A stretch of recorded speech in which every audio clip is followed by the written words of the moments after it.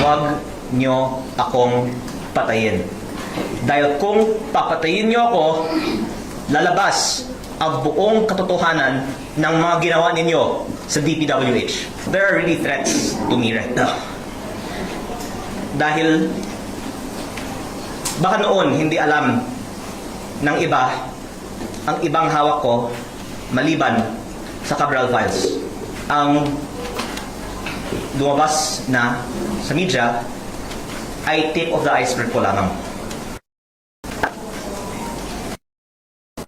Kung ilabas ko lahat ng mga files na hawak ko, maiintindihan ng taong bayan bakit higit pa sa lahat ng ibang mga target, ako ang pangunahing target ng iba't ibang mga personalidad sa nakaraang mga araw at linggo.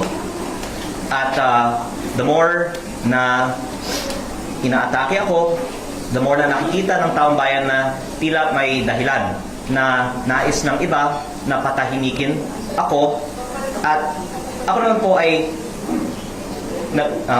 nakikinig sa payo ni Senator Ping Lacson na wag bara-bara, kaya yung mga hawak kong ebidensya higit pa sa Cabral Files ay hindi ko inilalabas.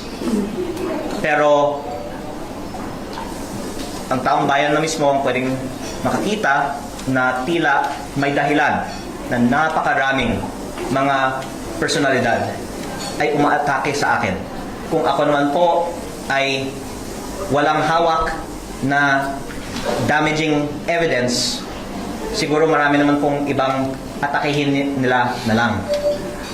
O maraming ibang mga talakayin nila na lang. Pero ang dahilan na ang daming mga umaatake sa akin ay sa kadahilanan na ang hawak kong ebidensya ay higit pa sa Cabral Files, at kung ilalabas ko ito, malaki ang magiging consequences nito para sa ating bansa.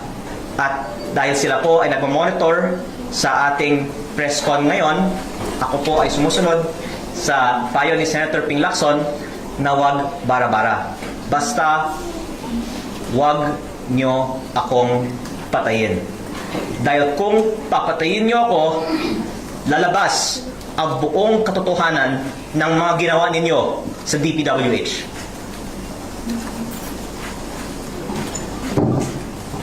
Moving